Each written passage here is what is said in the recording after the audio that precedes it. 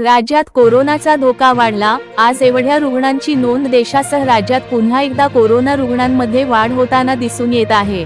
आज महाराष्ट्रात 65 नव्या कोरोना रुग्णांची नोंद झाली आहे।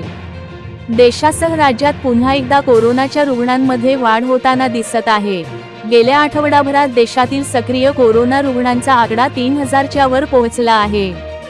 केरळमध्ये सर्वाधिक कोरोनाबाधित रुग्णांची नोंद झाली आहे।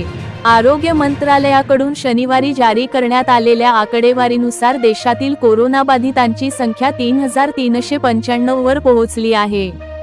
यातील सर्वाधिक म्हणजे तब्बल 1336 रुग्णांची नोंद एकट्या केरळमध्ये झाली आहे।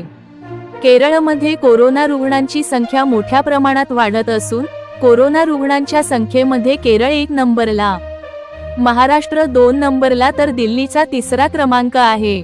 महाराष्ट्र आणि दिल्लीमध्ये देखील कोरोनाचे रुग्ण वाढत आहेत।